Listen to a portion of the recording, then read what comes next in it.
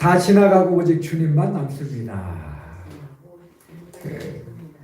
예수 믿으면 온갖 좋은 걸 기대했는데 그게 제대로 충족되지 않으면 미련 없이 믿음을 버리는 걸 우리는 기복신앙 또는 미신신앙이라 그래요. 이런 기복신앙은 성경이 가르치는 신앙의 본질에 반하는 거짓 신앙으로, 이에 대해서 박선희 목사님이 한 번은 이런 말을 한 적이 있어요. 들어보세요. 예수님을 믿는다는 것은 예수님이 나의 왕이요, 내 주인이요, 내 중심이요, 내 목적이 되는 것입니다. 그런 거로 그리스도가 내 가치관의 중심이 되시고 그리스도가 내 목적을 변화시켰다고 말할 수 있는 사람이 바로 그리스도인입니다. 이런 사람에게는 그리스도가 목적이요, 수단이 아닙니다. 엄밀히 말해 교회는 다니지만 아직 그리스도인이 아닌 사람이 많습니다. 그들에게는 예수님이 목적이 아닌 수단입니다.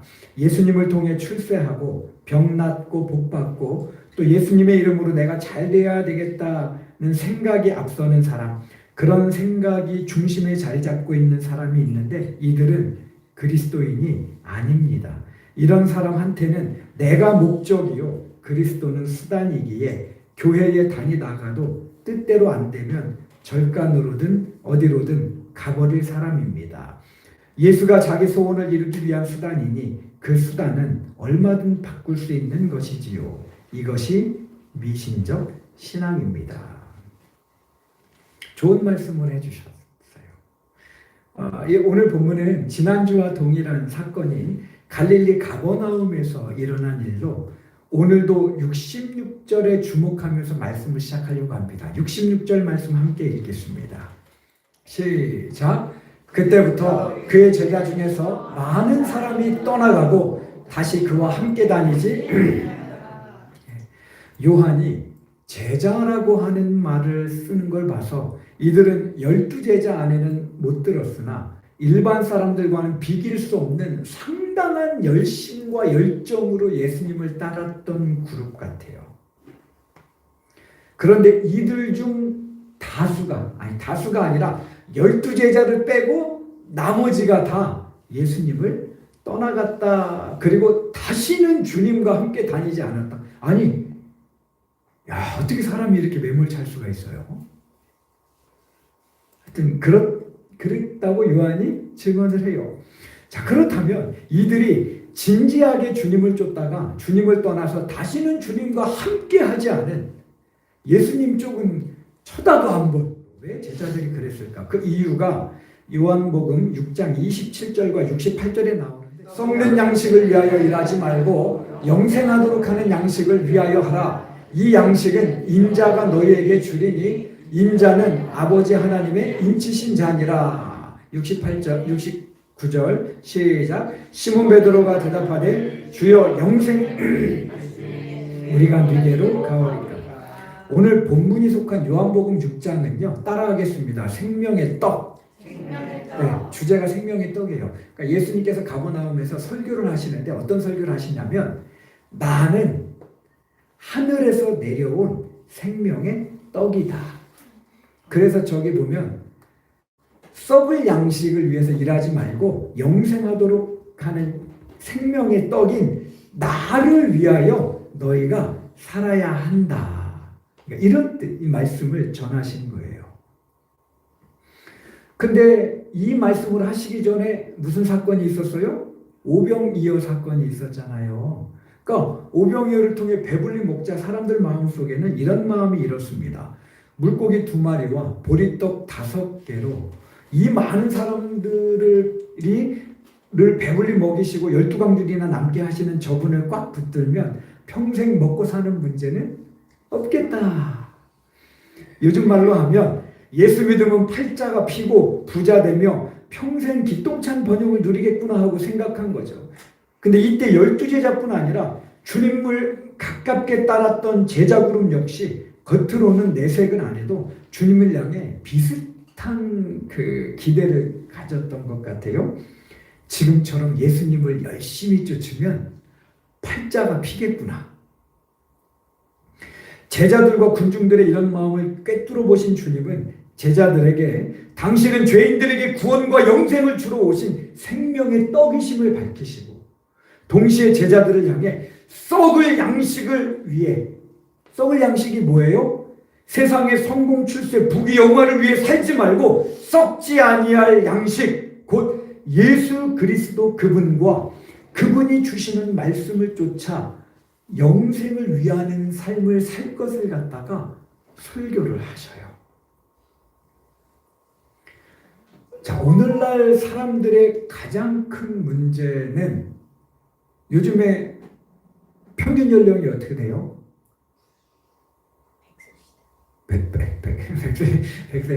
100세가 넘는 사람이 우리나라에 2만 명이나 된대요. 2만 명. 100세 시대지만 그냥 뭐 한 90 산다고 봐요. 길게 살면 90 산다고 봐요. 근데 길어야 90 사는 이 생에서의 삶에만 몰두하느라 금방 지나가는, 우리 여기 연세 드신 어르신들한테 물어보면 언제 내 나이가 이렇게 됐느냐, 내가 언제 나이가 이렇게 먹었냐, 이런 생각이 들잖아요. 내가 언제 이렇게. 자, 길어야 90 사는 이 생에 몰두하느라 쏜살처럼 지나가는 이 땅에서의 삶 이후에 펼쳐질 심판과 영생을 망각하며 산다는 거예요. 삶이 이 땅에만 있어요, 관심이.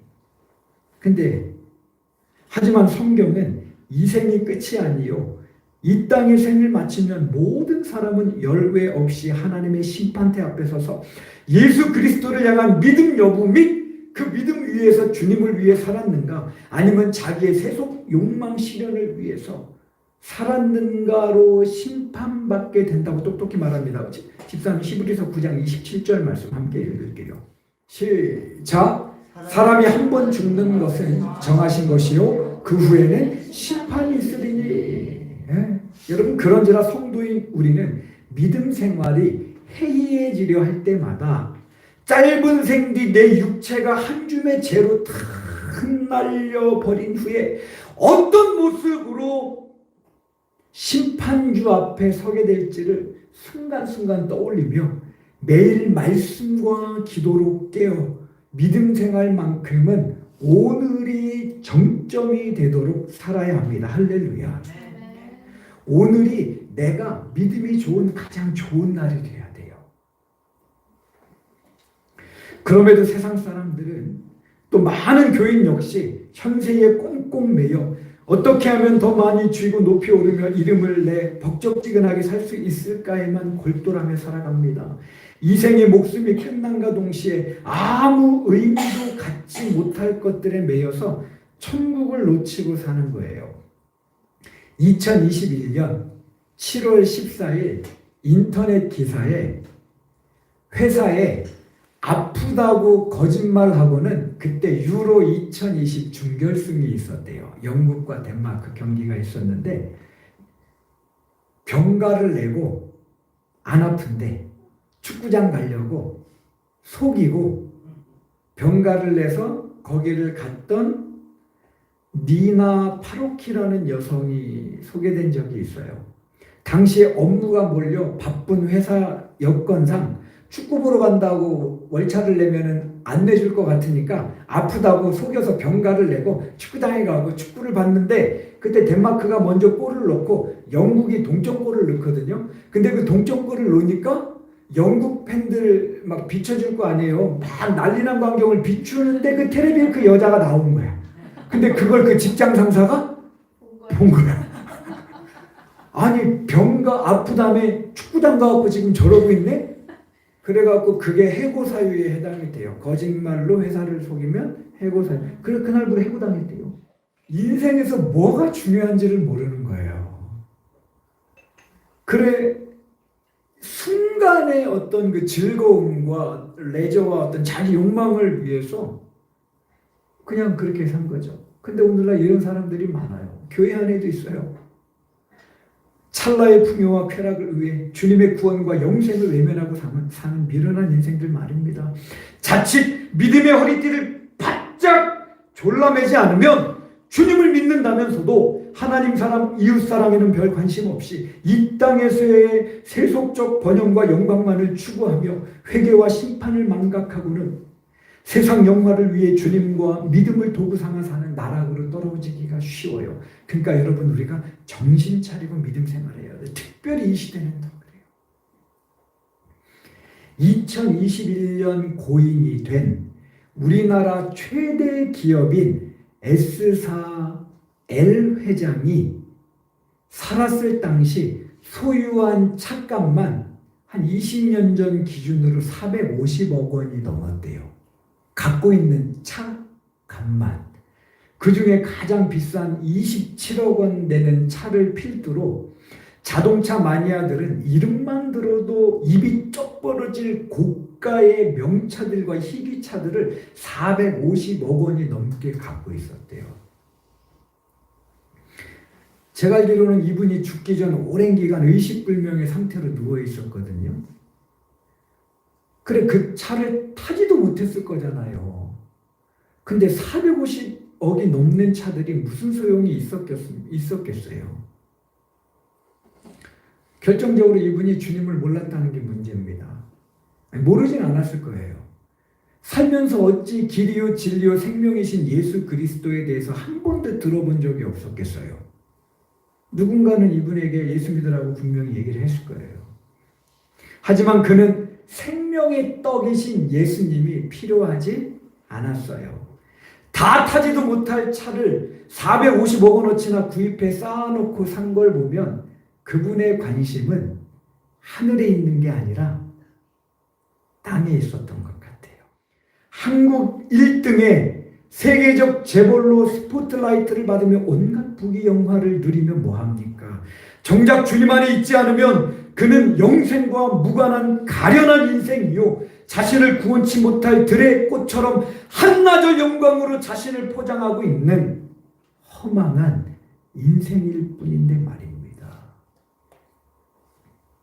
이런 인생들을 향해 주님께서 안타까운 심정으로 말씀하시는 거예요. 내가 이 땅에 온 건 경정처럼 짧은 삶을 사는 너희의 육신과 안목의 정욕, 이생의 자랑을 채워주기 위함이 아니라 너희로 생명의 떡인 나를 믿어 구원을 얻게 하려 함이요, 구원을 얻은 후 썩어질 세상 영광이 아니라 영원한 양식인 말씀을 지켜 생명의 삶을 사는 하나님 나라 백성을 만들기 위함이다. 할렐루야. 그렇게 주님이 말씀하신 거예요. 문제는 주님의 이 말씀을 사람들이 도무지 못 알아먹었다는 거예요. 60절 말씀 한번 보겠습니다. 시작. 제자 중 여럿이 듣고 말하되 이 말씀은 어렵도다. 누가 들을 수 있으냐 한데, 그들에게 주님의 말씀이 어려웠다는 거예요. 근데 어렵게 들린 이유가 있어요. 그건 그들의 관심이 눈앞의 떡에 몰두하느라 말씀을 쫓는 일에는 아예 관심이 없었기 때문에 그래요. 그러니 썩을 양식이 아니라 썩지 아니할 양식을 위해 영혼을 살아내야 된다 말씀 지키면서 이렇게 하니까 이 말씀이 잘 들려요, 안 들려요? 안 들리는 거예요. 여러분 생각해 보세요. 오늘은 내가 교회 가갖고 좀 목사님한테 이 말을 듣고 싶어요, 이런 설교를. 근데 왔는데 딴소리를 하네 목사님은. 또 내가 듣고 싶은 말은 안 하고, 그럼 그 말씀이 나한테는 안 들리는 거예요. 그러니까 어렵게 들리는 거예요. 그래, 이 말씀은 어렵도다 하는 말 뒤에 누가 들을 수 있겠냐라고 하는 탄식으로 이어집니다. 뒤에 보면, 야, 이 말씀 어려워. 이거 누가 들을 수 있어? 이게 무슨 뜻이냐면, 야, 이거 지키기 힘든데, 나의 세속 욕망에 반하는데, 이 말씀을 아멘으로 따를 사람이 누가 있겠냐? 이런 뜻이 되는 거예요. 주님의 말씀을 듣는 제자들은 생명의 떡인 주님께 붙잡혀 그분의 말씀 따라 사는 삶이 고난의 문임을 알았어요. 하지만 그리 살자니 포기하고 희생해야 할 것들이 부지기수니 저걸 어떻게 받아들이라고 저렇게 듣기 거북한 말을 예수님께서 하고 계실까? 했다는 거예요. 근데 61절 말씀에 더 황당한 말이 나옵니다. 우리 61절 말씀 다 같이 읽겠습니다. 시작. 예수께서 스스로 제자들의 이 말씀에 대하여 수군거리는 줄 아시고 이르시되 이 말이 너희에게 걸림이 되느냐. 자, 여기서 제자들이 예수님의 이 말을 듣고 수근수근거렸다는 건데, 수근거리다. 그리고 딴 말인데, 그러면서 그 뒤에 뭐라고 나와요? 이게 너희에게 뭐가 된다고요? 걸림이 되느냐. 여기서 이 걸리다라고 하는 말은 따라하겠습니다. 승질나게 하다. 승질나게 하다라는 뜻이에요. 원문에. 그러니까 이게 뭐예요? 듣기 싫고 행하기는 더욱 힘든 말씀이어도 아멘으로 받고 회개하며 말씀 따라 살아야 옳거니만 12제자 그룹에는 못 끼었어도 주님을 가까이 따르던 제자들 중에 자기의 세속 욕망에 반하는 주님의 말씀에 노골적으로 분기탱천했던 사람이 있다는 거예요. 오병이어를 일으키신 주님께서 자신들을 향해서 내가 너희들의 삶에 오병이어의 기적을 날마다 일으켜 너희를 부자 되게 하고 이스라엘을 로마로부터 독립시켜 장관 차관 한 자리씩 다 줄 테니 끝까지 나를 잘 따라라 얘들아 하면 좋겠는데, 그토록 듣고 싶은 말은 이런 방구 안 하시고 도리어 세상에 썩어질 것들이 아니라 썩지 아니할 하나님 나라를 위해 너희의 재물도 건강도 인생도 아낌없이 바쳐야 한다고 하시니까 주님을 향해서 화가 나버린 거예요. 근데 오늘날에도 이런 교인들이 분명히 있고, 이들의 눈치를 보며 괜히 긁어 부스럼 만들어 좋을 게 없다며 그들이 듣기 싫어하는 불편한 설교는 가급적 피하는 설교자들이 한국교회 안에 있어요. 이런 현실에 대해 어떤 목사님은 구세군의 창시자 윌리엄 부스의 말을 인용해서 이렇게 말했습니다. 진리는 귀에 거슬리고 회개를 촉구하는 말은 가슴을 찌른다. 그러므로 그런 말을 참지 못하고 경청하지 못한다면 당신은 결코 훌륭한 성도가 아니다. 우리에게는 귀를 즐겁게 해주는 설교자가 필요하지 않다. 대신 애통하는 마음으로 우리가 죄를 회개하도록 돕는 사람이 필요하다. 구세군의 창설자인 윌리엄 부스는 죽음 직전 다음 세대 기독교의 가장 큰 위기는 회개 없는 재용서, 거듭남 없는 구원, 성령 없는 교회, 지옥 없는 천국을 예견했다. 그 예견처럼 오늘날 현대 교회에서 생명 얻고 구원에 이르는 회개를 외치는 복음 설교를 잘 들을 수가 없다. 설교를 듣고 마음에 찔려 어찌할꼬 하며 통회하는 모습을 찾아보기가 너무 어렵다. 회개를 버리니 천국도 버렸고 오직 문제 해결자 위로와 복의 하나님이라는 싸구려 복음이 강단을 뒤덮고 있다. 64절 함께 다 같이 읽겠습니다. 64절 시작. 그러나 너희 중에 믿지 아니하는 자들이 있느니라 하시니, 이는 예수께서 믿지 아니하는 자들이 누구며 자기를 팔자가 누구인지 처음부터 아심이로라. 이는 이 말씀 직후 주님을 떠나간 제자들과 훗날 주님을 은 30에 팔아버린 가룟 유다에 대한 말씀으로 세속 욕심을 위해 교회 나오는 사람은 주님을 팔아먹고 떠나간 가룟 유다나 제자들처럼 믿음에서 추락할 수밖에 없음을 경고하는 말씀입니다.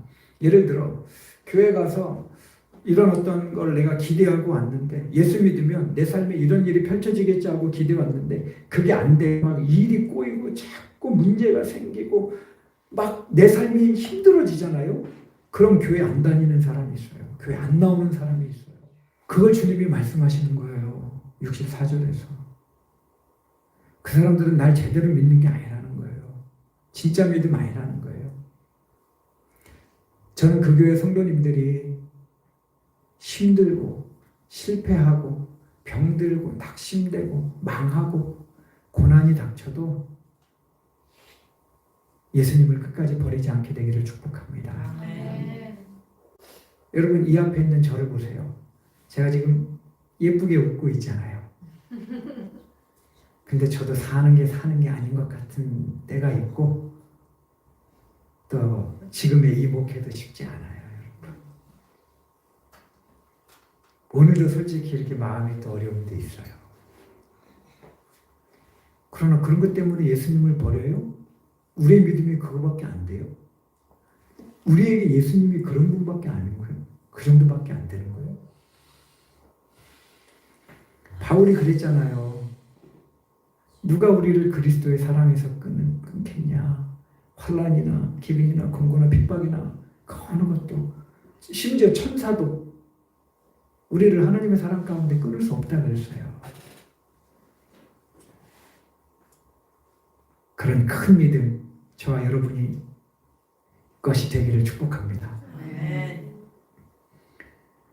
자, 주님이 자신의 욕망을 거스르는 삶을 논하시자 노골적으로 화를 내며 그동안 주님을 나름 따른 상당수의 제자들이 매몰차게 주님께서 떠납니다. 66절 함께 읽습니다.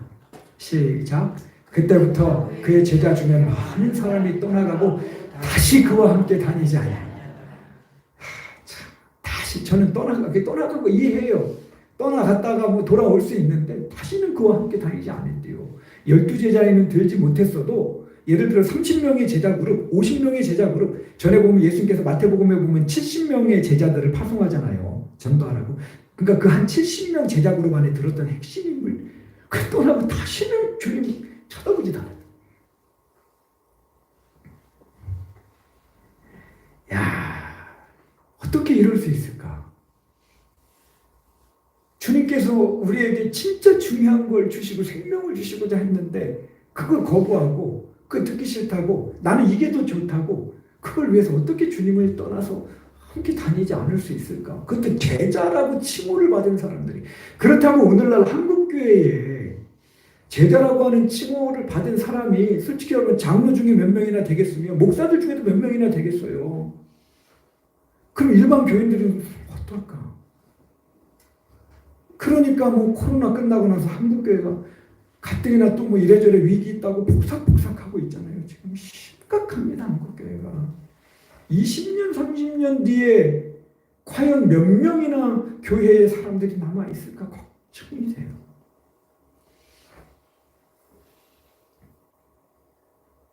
우리가 믿는 예수님이 그리고 내가 갖고 있는 신앙이라고 하는 게 겨우 이 정도가 아닌 거잖아요.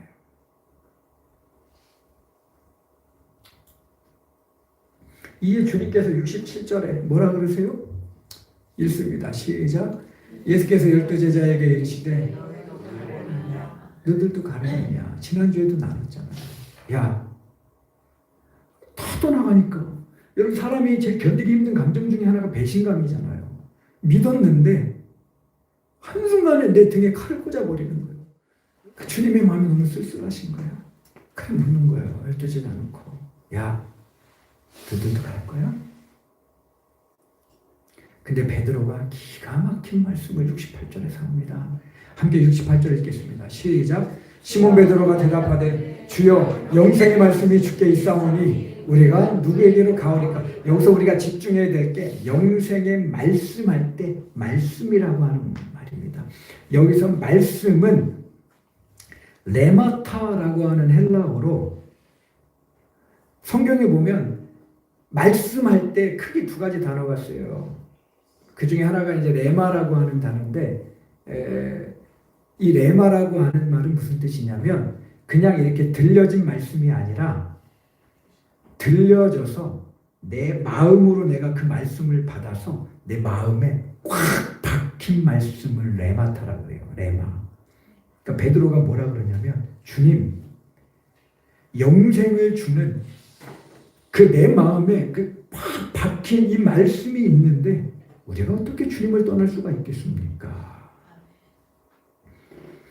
주님의 말씀이 듣기 싫어 분노하며 주님을 떠나 뒤도 안 돌아본 수많은 제자들과 달리 그리고 주님을 이미 마음속으로 버려버린 가롯 유다와 달리 11제자들은 주님의 말씀을 개인적으로 마음에 깊이 새겼다라고 하는 뜻이에요.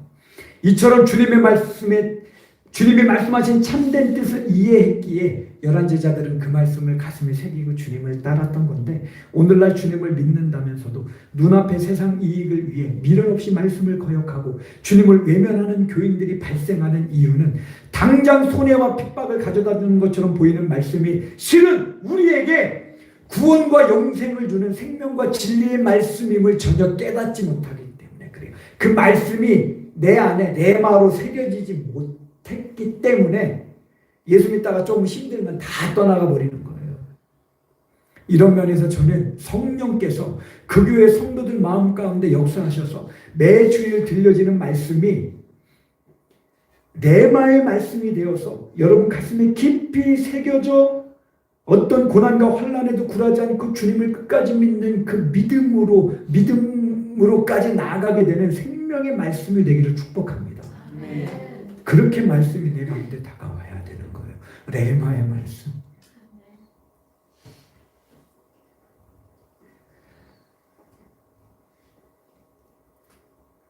자, 이렇게 레마의 말씀이 들려지면 제자들이 주님을 떠나가도 11제자는 남는 거예요. 물론 나중에 또 뭐 십자가 앞에서 떠나갔지만 또 다 돌아왔잖아요.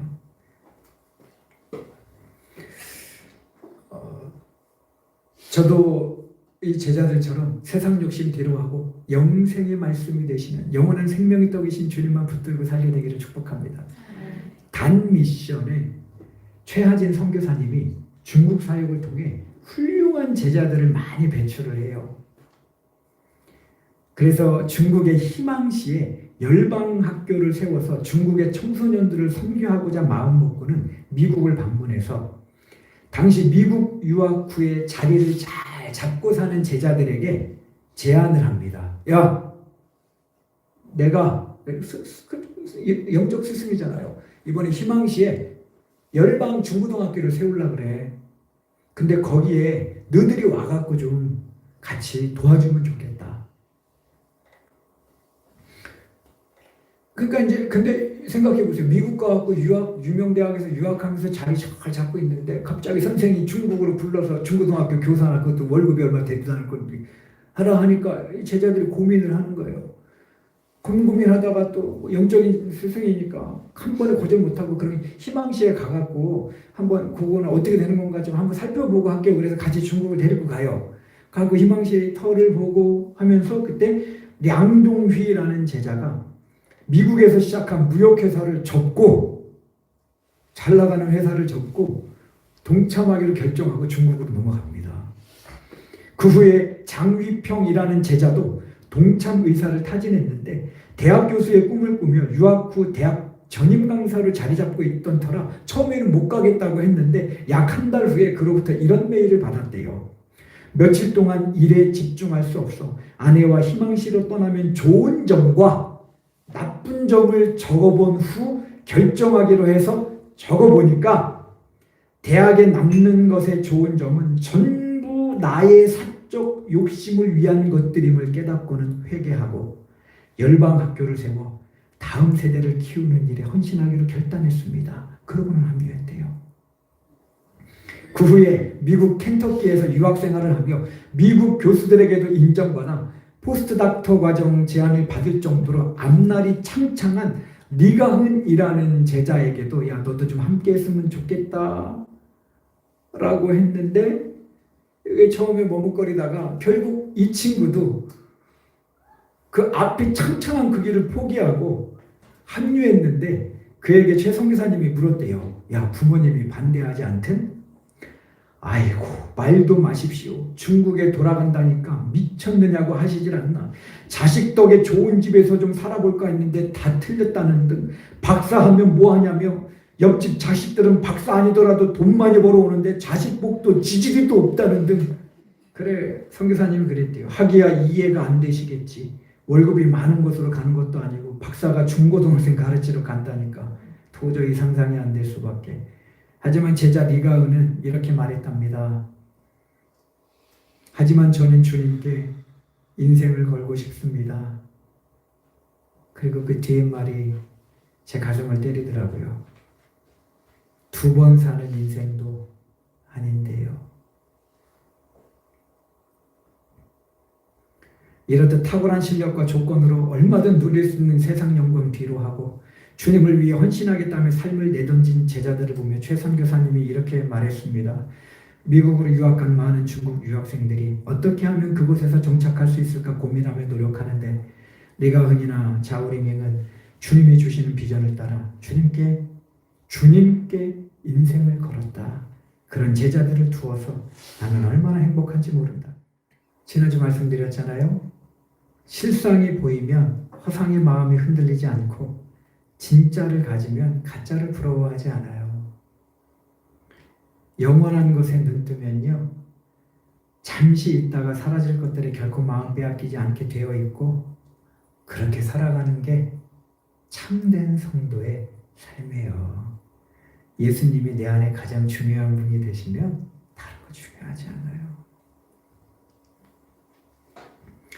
주님에 대한 세속적 기대를 가지고 쫓다가 주님께서 자신들의 기대에 영 부응하지 못할 것 같으니 뒤도 안 돌아보고 떠나 다시는 주님 곁에 얼씬도 하지 않았던 제자들과 달리, 주님은 영생의 말씀을 가진 분으로, 유일한 분으로 나는 당신을 떠나지 않을 것입니다 라고 고백한 베드로의 고백이 주님께 얼마나 큰 위로가 되었을까 싶어요. 오늘날 이것저것 바라지도 따지지도 않은 채 주님의 은혜에 대한 감격 속에 자신을 기꺼이 드려 주님을 쫓는 순수한 마음과 때묻지 않은 믿음을 가진 성도들을 찾아보기 힘든 현실 속에서 부디 그 교회의 성도들은 베드로처럼 고백할 뿐 아니라 고백한 대로 살아 영생에 들어가면 물론 주님께 큰 위로가 되고 기쁨이 되는 참된 성도로 살게 되시기를 축복합니다. 기도하겠습니다. 하나님,